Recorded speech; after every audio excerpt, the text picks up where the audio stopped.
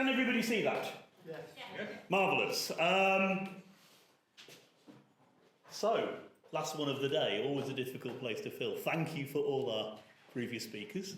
There's some things which I really want to try and pick up on what people have said already, because you start seeing all these threads that you want to start pulling on, things that connect. But I've got a lot to get through and I talk a lot, so I'm going to try and get going. Yes, as Daisy said, one of my most recent pieces of research has been a study of the assemblages we've got from two Viking camps. Now, I use the term Viking in its... I get a bit pernickety about this, sorry, but they are actually Vikings. We try and stay away from using Viking as a cultural description. Vikings involved in raiding, in warfare, etc. That is what we're looking at here. And I will see if that works. It works! Very, very swiftly going through a little bit of the potted history of the Great Army and a bit of an advert for the project I've been involved in. This is Dawn and Julian's most recent book on it. There's a new one coming as soon as we finish the proofs. But if you want to see where a lot of this research is going at the moment, that is the volume to go and have a look at. That's not actually a plug for me, because I have no input in that one. But it's a very good one to look at, the research that's been changing how we understand Viking studies in the last 10 years or so. So, the Mickle Heathen Hera, the Great Heathen Army, arrives in East Anglia. Other Viking forces had overwintered before. It's not the first time anybody stayed over for a winter. But it's the point at which you have a permanent Scandinavian presence in Britain. Or in England. It's the point where an army arrives and never leaves. For such a seismic event, you see the five Anglo-Saxon kingdoms decimated, knocked over, complete reshaping of the country. For such a seismic event, the army's historically been very poorly understood and very poorly studied. Now, this comes back to something that our first two speakers were talking about, a lot of preconceptions suddenly coming into the mix. A lot of very fixed ideas about what these people are doing, who they are, which means that for decades we didn't actually see the camps of the Great Army. That's for a couple of reasons. One is because of a historical idea that they were rampaging barbarians. You have people like Stenton in Anglo-Saxon England writing that the army wasn't following anything that could be called as a plan of campaign because they couldn't. And also the thing that consumed my undergraduate years, and realistically since the 60s, 50 years of infighting in Viking studies, caused by Sawyer's book, where he had this incredibly shattering view to a lot of people that Viking armies were not very big. They were looking for fortifications because it's a military force. The only fortification they found was the little enclosure at Repton, which is 0.4 of a hectare. And to quote Guy Halsall, that's less a great army, it's more the Magnificent Seven. But also there was an idea that, and Count Jarman said this, there is this fruitless search for Scandinavians. If they're Vikings, they have to be Scandinavians. We can't find any Scandinavian burials, so there aren't any Vikings. Now, to a degree, that's true, but for different reasons. So that's what I'm going to try and look at now. Like I said, the change that has happened has been in the last 10 years, and this is something that I guess is beginning to filter down into reenactment, which is one of the reasons why I rabbit on about it a lot, because this is the stuff that we're involved with. Not going to go into this too much. Movements of the Great Army. This is what Stenton thought showed they weren't following any plan of campaign. It does look as though they're careering drunkenly up and down the country. If you think of that as marching, tie that to the rivers on the east side of the country, and suddenly they are a very organised, very solid force who know what they're doing, and they are zooming at rivers. You can see the camps I've been studying. So I studied the finds from Old Walk and from Torksey. These are separated by 3 years, maybe 4, it's a little hard to say. The army comes up from London, actually runs up to York, because there is a bit of a revolution or a bit of a problem going on in what they are thinking of as their power base at the time. They took York quite a few years before. And then they roll back down to Torksey to overwinter. From Torksey, they move down the Trent. They occupy 3 sites around Repton. And there, the Anglo-Saxon Chronicle describes the army as splitting. Halfdan's force go up to the Tyne. Now, one of the things we've got to remember is our primary record is the Chronicle, which is written from the point of view of Wessex. And they do get a little bit, it's all north, hand-wavy. So, the Tyne.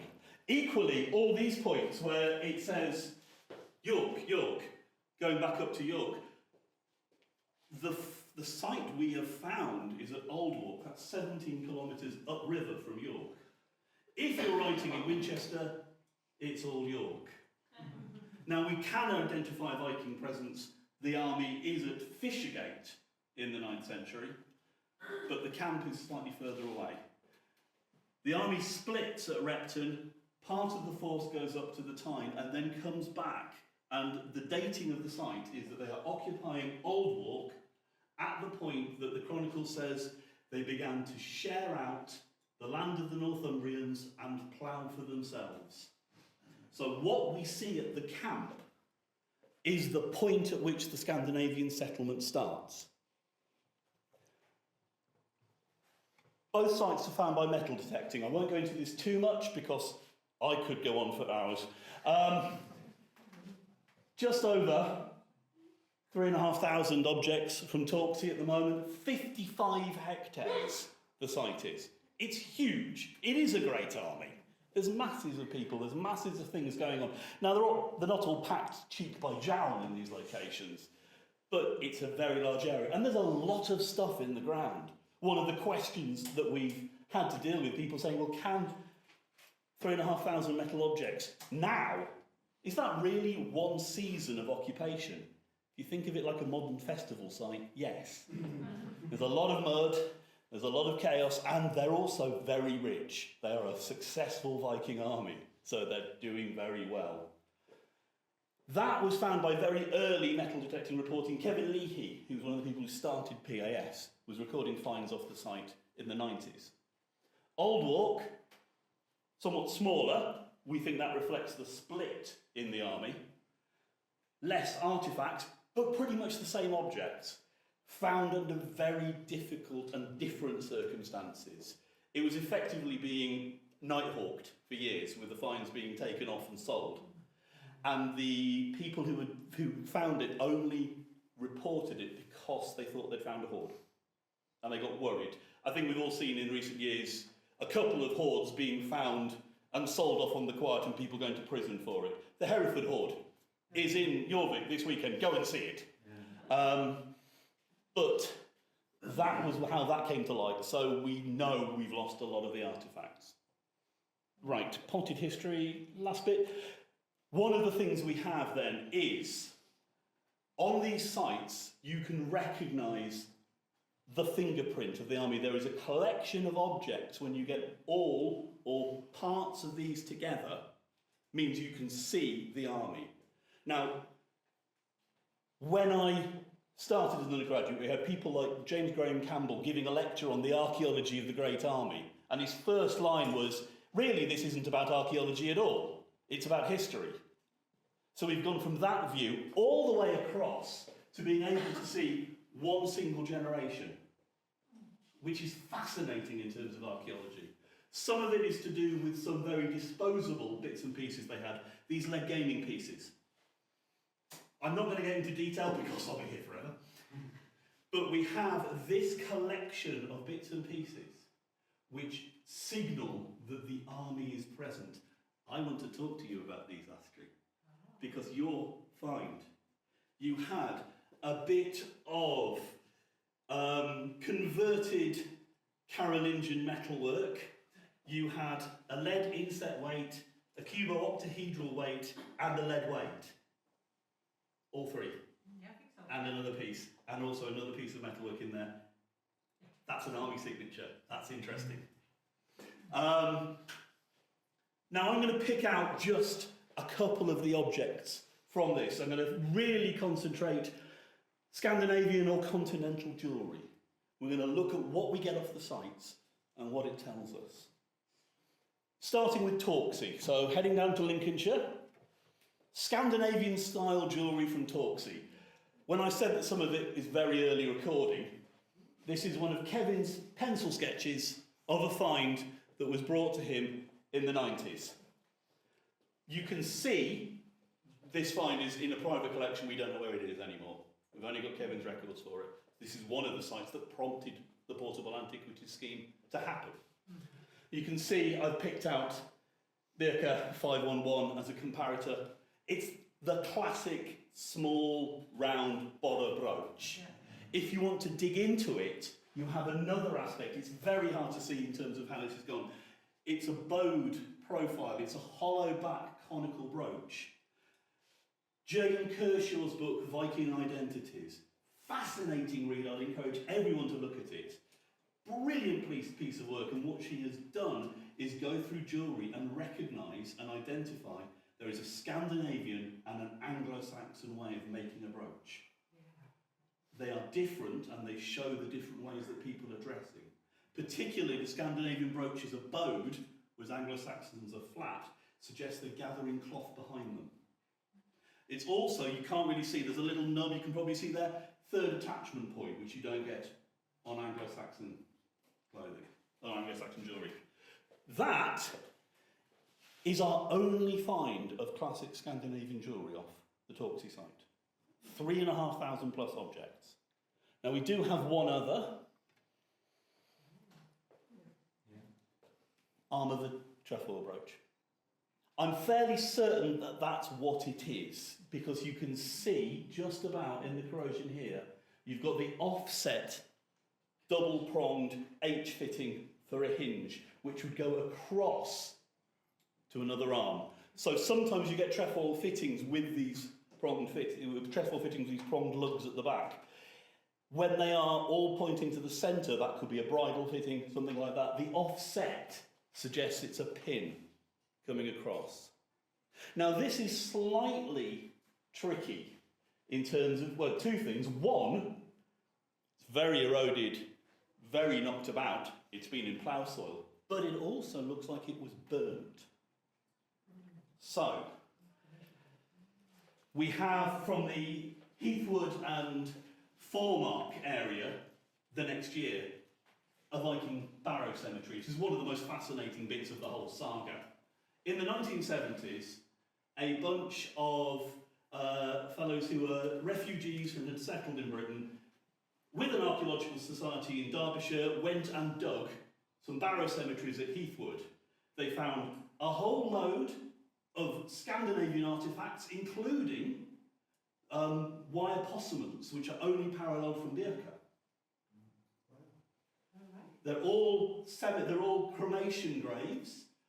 The only parallel for the site is in Jutland. They published it and says this is from the Great Army, and then everybody forgot it. And I'm not kidding, you read the books from the 1990s, it's not mentioned.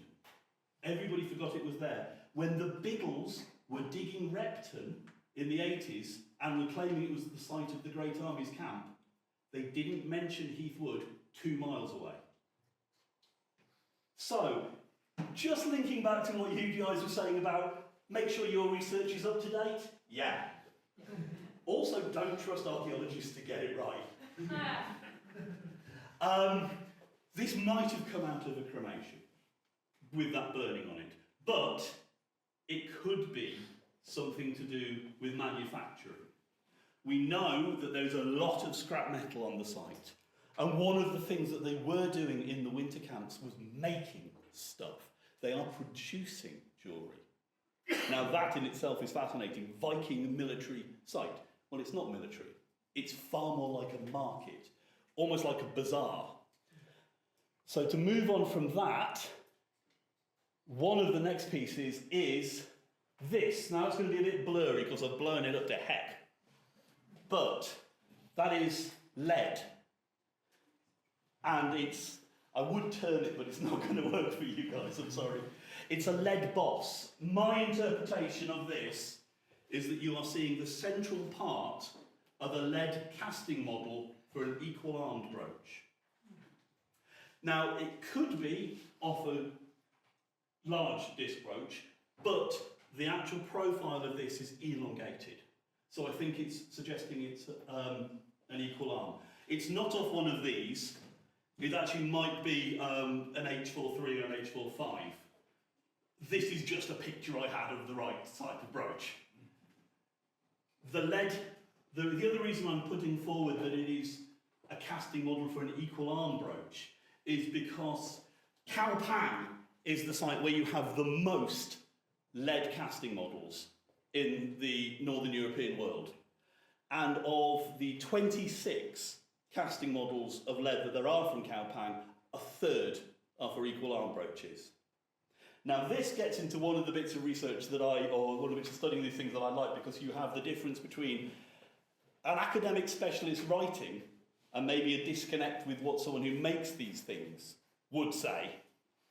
But Randerson says that the lead models for the equal arm brooches are there because they are such complicated things to make, you would start to produce them in advance. It's such a long process to make one that they are being produced rather than in a reflection of a sale, in advance of a sale. Now we could debate that, but to me that says something very interesting about what is going on at Torksey. If they are producing classically Scandinavian female gendered jewellery in anticipation of someone being there to buy it. For a start, that very, very definitely skews our idea of what is going on in a Viking army. Also skews our idea of what is going on in the camps. We could go on a lot about that, but just want to bear that in mind, mainly with the lead casting model there.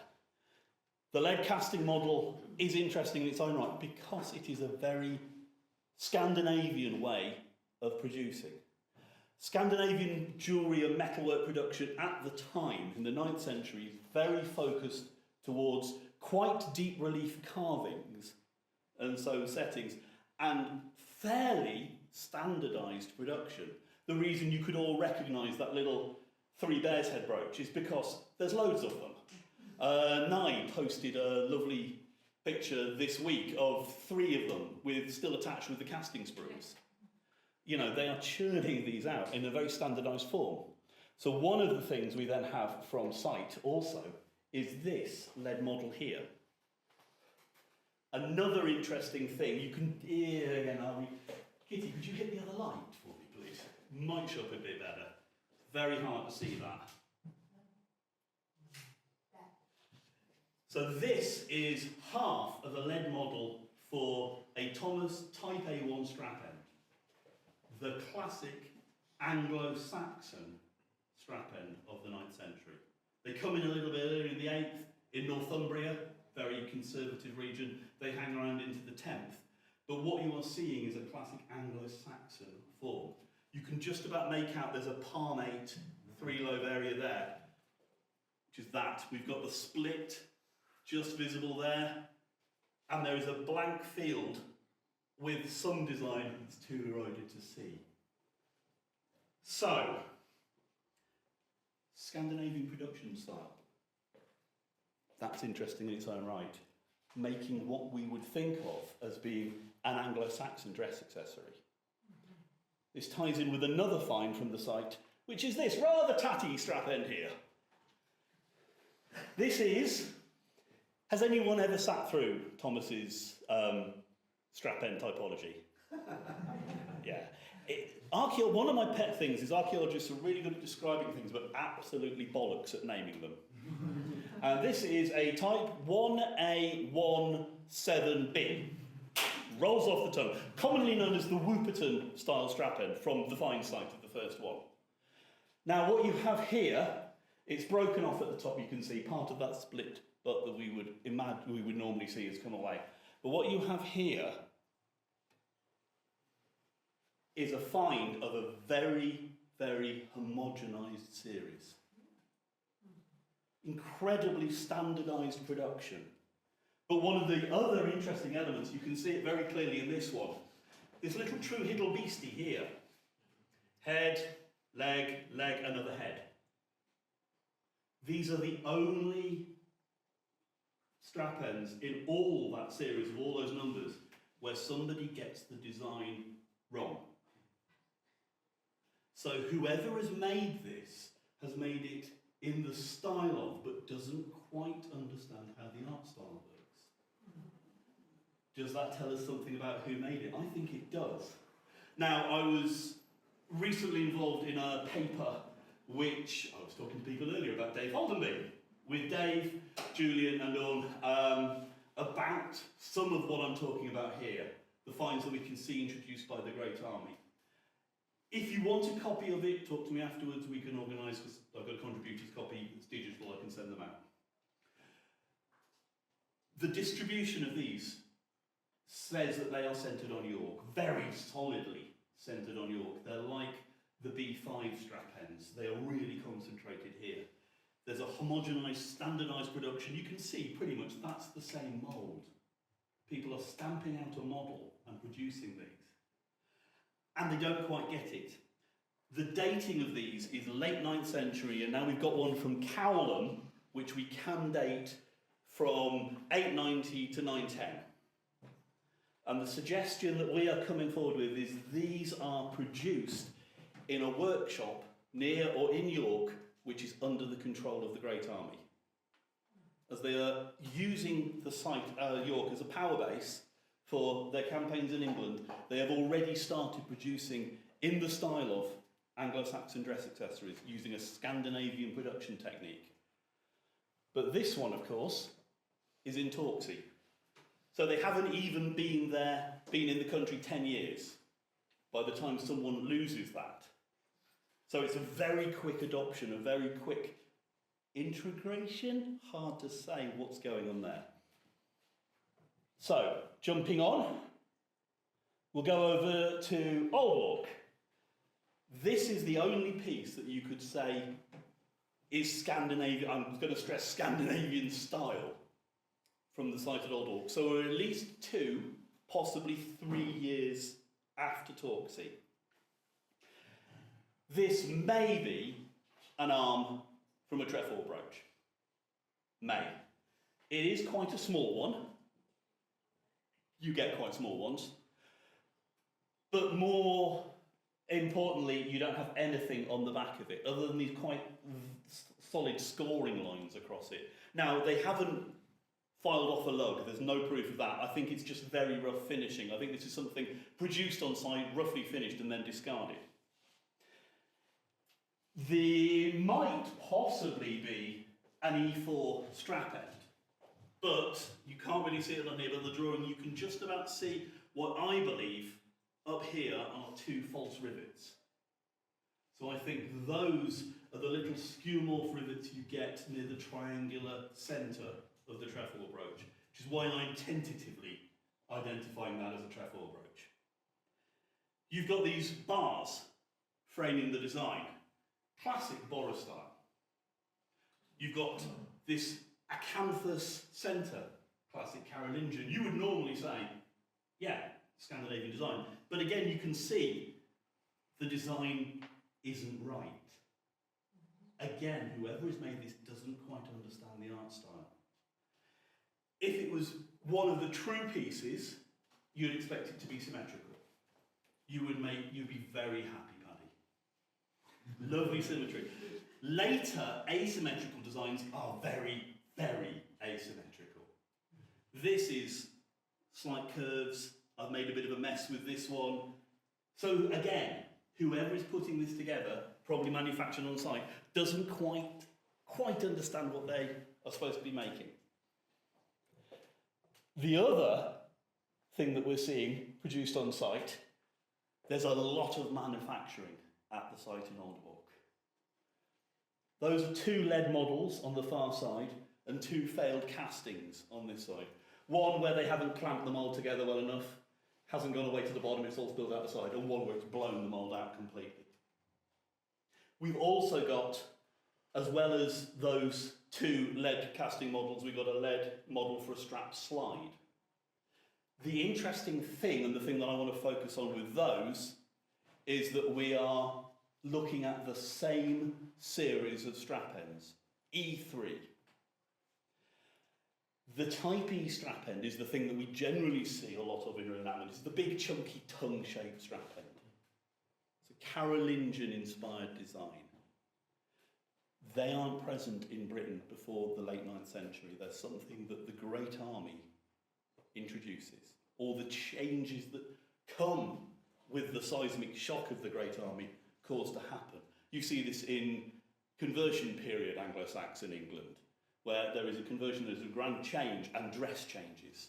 Big shocks tend to be reflected in other aspects of society. Female clothing after the First World War. This is therefore something that you are seeing as an introduction of the army. Previously, these were thought of as an Irish Sea artefact. Adam had a bundle of them from Cumwhitten. There's a load from Carlisle Cathedral. There's a classic one from Dublin, all being recovered as sets. What we can see here is that this predates all of those sites and is occurring in the East. So you've got a design that's being produced over here and actually gets so popular it gets picked up and taken into other areas of insular Scandinavia. We could get very involved here. Dave would tell you about the fact he thinks it comes back into York when the Dublin Kingdom takes over York in the 920s. So you get the movement around of these styles. However, what you are seeing is something that has come out of a Carolingian original. So I've nicked this out of one of Eagle Warmer's pieces. You have here the original Carolingian designs. You can see these very long, quite pointed, shield-shaped strap ends with central ridges or sometimes raised grooves, as in drop in and back out again, running down the centre. The one at the very far end is from Domburg, the vanished Emporia on Valkeren. We've got another couple, which are the later copies. You can see you've got something inspired by, but not the same as. And what you get, rather than these very beautiful, very fine, often silver, often gilded, Carolingian strap ends, you get something in copper alloy that's quite simple and plain, but with this ridge running down the centre. Egon Wommers will talk about how everybody in Europe was trying to copy the Carolingian military look at the time. It's why you get the trefoil brooch, moving from a Carolingian sword belt accessory to sometimes a belt for fitting and then a female dress fitting in Scandinavia. Masses of them at Alderwalk. Previously, the site with the most was Carlisle Cathedral, where we had 4. 11 of them from the camp at Alderwalk, and also these strap slides to go along with them.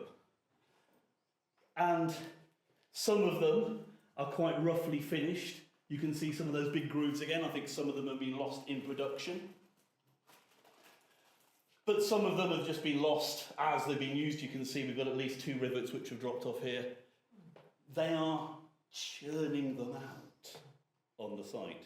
That is the highest amount of any particular class of produced strap ends we have from these sites. We get a lot of Anglo-Saxon strap ends from the camps which are broken or cut up. They were obviously collecting pinheads, brooches, strap ends, all the metalwork they could from the areas that they were occupying at the time. And we can definitely say with things like the pinheads, they were actually consciously identifying things made of brass rather than bronze. So they're clearly sweeping the area for resources. They are Vikings. But they are also producing their own dress fittings. Where do we go from here? Yes, so one of the bits I then wanted to focus on. So this is sort of a composite idea of what we've got from Alderwalk. These are not found together. So that is a front view and a side view of the strap slide and the E3 fitting. You can see they're clearly made as a suite. And you get these square ridged buckles which come with them as well. We don't but that's where they're coming from. So that's a waist belt with a slide. Anglo-Saxon dress at the time, as far as we were aware, is a textile belt with 2 strap ends and no buckle. Now, that involves a lot of diving into the archaeology because we don't really have the finds. And this one, there's it's not recorded where it was in the grave, but you can see you've got a paired strap end. You get them in the Poppleton hoard, you get them in the Stonleigh hoard, pairs of these pieces being put together.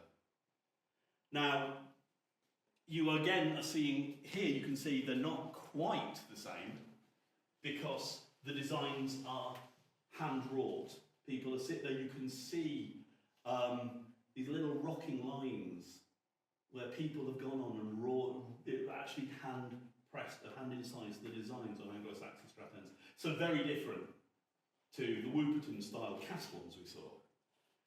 And these raised ridges, again, very different, but what you have is something where everyone else around you is wearing a tied textile girdle with hanging strap ends, and you have suddenly decided you're all adopting a waist belt with the same fittings. Now, one of the things we know about the Great Army is it's a composite force. It's come from a lot of different places. The main force, rather than coming directly from Scandinavia, comes across from northern Francia. Charles the Bald embarked on a campaign of building fortified bridges. It got a little bit hard for the Viking armies working on the Seine and the Somme and the Loire, so they went to East Anglia.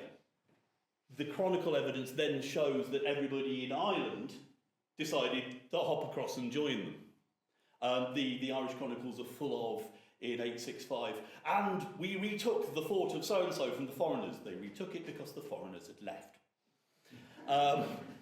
So you have lots of different people. We've got Franks, we've got Frisians, we've got people who have all come together and are then producing matching sets, or someone who's with an eye to the market is producing matching sets of belt fittings.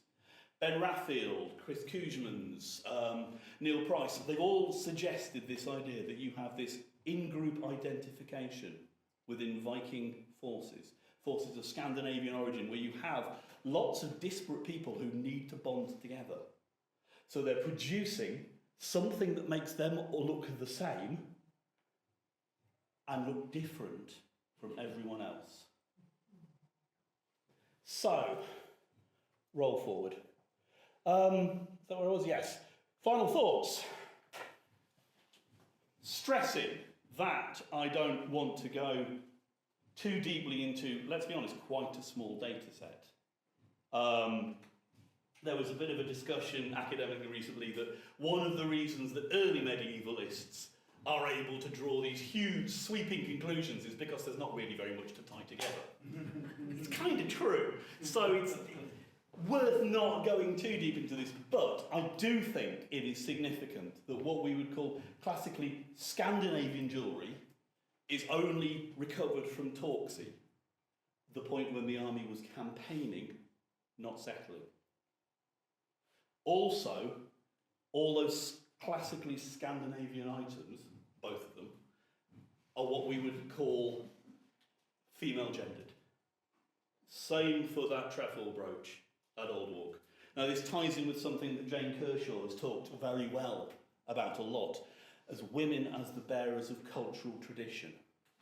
This ties in with the textiles, the fact that we see some of the Bjerke-type diamond twills being reproduced in Scandinavian Scotland, places like that. The spindle whorls from the site I could go on about for ages because they're paralleled from Hedeby, but not in Britain. You can see all these elements coming together, and women are often seen as the bearers of cultural tradition in migrating peoples.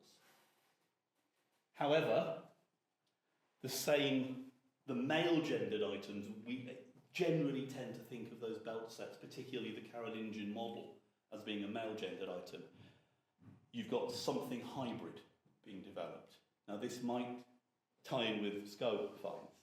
You've got something that a Scandinavian community elsewhere has produced to identify themselves that isn't paralleled where they are and isn't paralleled in Scandinavia. So they've come up with a new hybrid identity, in the case of the army, something that's actually far more linked to a previous host culture. Whether or not there is that kind of element of, you know, I was in Carolingia, you don't know, man, you weren't there. Is going on in that. Although I've got to say, reading Beowulf, you can kind of see that attitude. So, so that might be tied in there. But hybridization is something, again, that migration theory will tell you happens in the male members of a migrating community. So we've got some very classic things going on. However, members of the army were already wearing Anglo-Saxon style pieces when they were campaigning in Britain. Now, personally, and this is a whole other talk, I would say that's because the Great Army, by this stage, has a lot of Anglo-Saxons in it. In the end, by the time you're heading down to Torksey, they've occupied Northumbria for the best part of 8 years. So if you were 10 when they arrived, you were a fighting age and looking to enlist with someone now. Military service is very personal at the time. You swear allegiance to a lord, and kicking Mercia's arse is what Grandad did. So you're perfectly happy to go along. But also they are producing a very set group of fittings to show a Viking identity rather than a Scandinavian identity. Back to that first thing from Sawyer. Why can't you find the Scandinavians? Because they're not going for what we would see as a Scandinavian cultural expression. Final slide, just to be down with the kids, a meme that I nicked off Chris Koosman's. What does this tell us as reenactors? Not all Scandinavians are Vikings, not all Vikings are Scandinavians.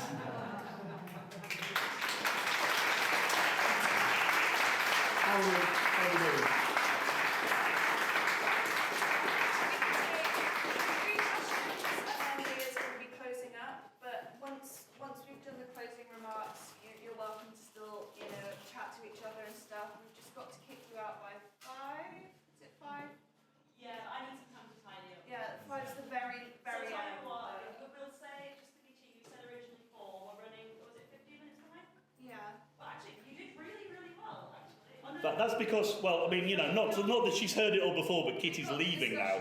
But she has been giving me the wave for the times. I will jump in before the questions, if I may. You can stay until 4:30. So yeah, go. Leah was talking at the beginning, Daisy was talking as well about using this as a forum to try and get things going. Very on board with that. And if anybody involved in the organisation, I don't know if you want to do this through the Orphic project or anything, if you want to contact me for the paper I was talking about, which has some of those ideas in it, Casting Cultural Identity in Viking Age Northumbria, contact me, I will throw PDFs out. Questions? I don't know if you want to... Sure, Eric. When it comes to the Carolingian style structures, would it be fair to say that its infiltration into the Hidden Army would be through the connection of Oldenburg, specifically to Hedeby, and then from there? Possibly. It's tricky to say. The large amount of the army were campaigning for quite a long time in Francia. One of our finds that we have is from Torksey is a longship-shaped fishing weight. And this is paralleled by a bundle of them from Dublin and one from a Viking camp on the River Charente. And where the camp that is identified on the Charente is called Talleborg. I think Trelleborg. Yeah. It's not hard to see. Yeah. Also from that same site, one of the few Viking burials that there is in Britain is at Cambo. You've got in there what we think is a double burial. The male appears to be wearing a continental brooch with a bird holding it. It's a dove holding an olive branch with a beautiful rainbow enamel around it. Exactly the same brooch from that camp on the Charente. Someone had a job lot. Yeah. So they may have been to do with that. Also, one of the other elements, Chris Naylor has mainly talked about this, you don't get Carolingian coins from that period turning up in Scandinavia. Carolingian army forces, the administration was very keen to pay off the armies. They paid them in coin. Now, that seems weird if everyone else, if they're weighing it, and it says in the annals of Saint-Denis, they weighed it with their own scale. So they're paid in coin, but they don't count it in tael. They count it by weight. The reason we think they're doing that is because they're quite happy to spend that coin in the local economy, and it just comes back into Carolingia. So they have cleared, and by the time they get to Torksey, by the way, they're making their own coins. They're copying Mercian coins to make.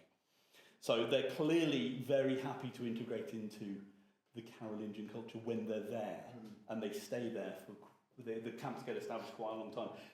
It's hard to say. Certainly, the evidence from Torksey suggests they're actually Franks with the force. Particularly the fact that Torksey, after the army moves, a pottery sets up, producing wheelstone, high-temperature pottery, which is produced in the Carolingian tradition, which you don't see in Britain beforehand. Anyone else? Over there at the back? So, talking of job lots and how, as when we have new re-enactors who come in and we give them like here is a standardised tunic pattern that is basically good for pretty much everything. Do you think that you know, you're saying how there's the very intricate kind of strap ends, and then you've got the ones that are they're kind of similar, and they've got the groove, and they've got the basic kind of vibe of it, and then you've got even further down the line where it's a very, very, very basic version.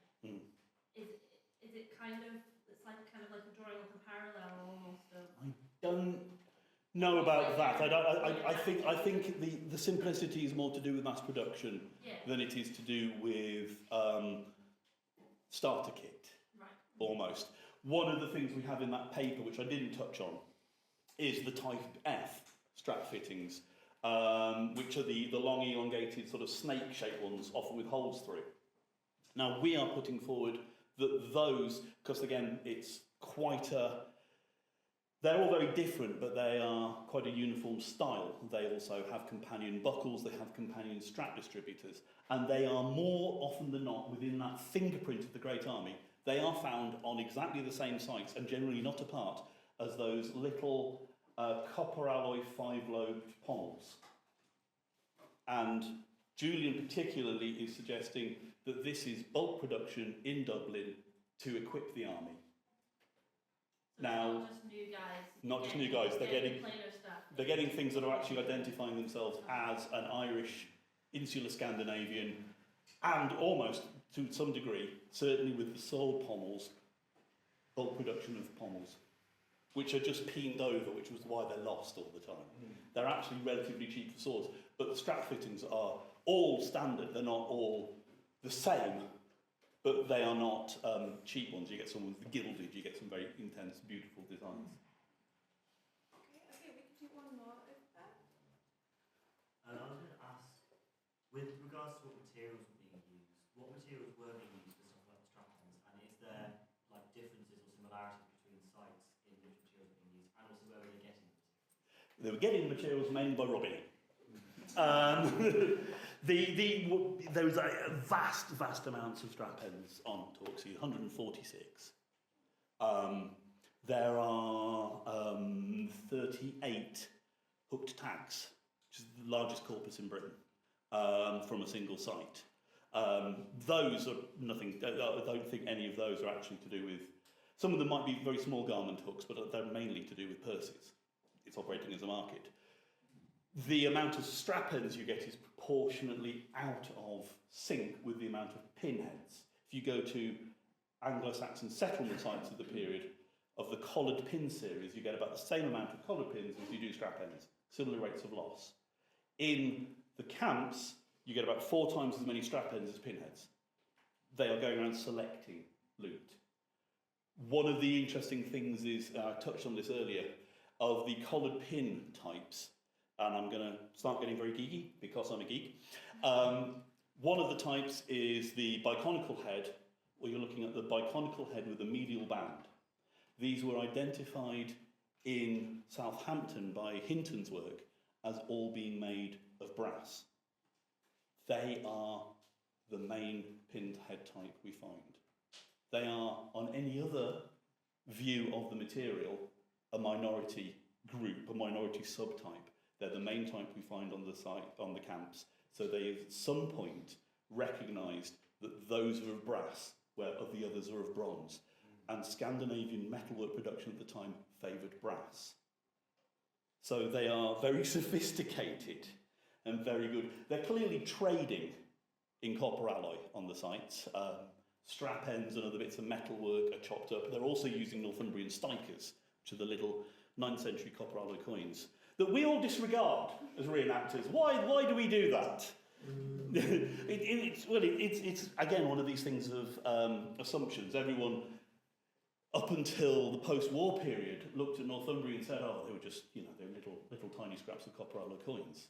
You know, they got so debased and so run down. That's all they could do." And then you realise that when you find them in thousands. And Northumbria alone in northwest Europe, in the post-Roman world, comes up with an everyday currency of copper alloy. You can buy a bun in Northumbria with a coin. They're running a very, very intense and very well-managed copper alloy coin system and a very involved monetary economy. Now, the army clearly takes up those copper alloy coins because there's loads of them at Torksey. Now, they can't have been trading them as coin in East Anglia because it's out of the area of circulation, but they've clearly recognised the metal content. And you actually see chopped up other bits of metal, those strap ends, the pinheads, the brooches, in the same weights as the stikers. So they're kind of standardising a weight trade there. When they come back to Old Walk, you find far less of those chopped up other bits of metal. So somebody, and you've got to remember, York isn't really a place at this point. There's not much here.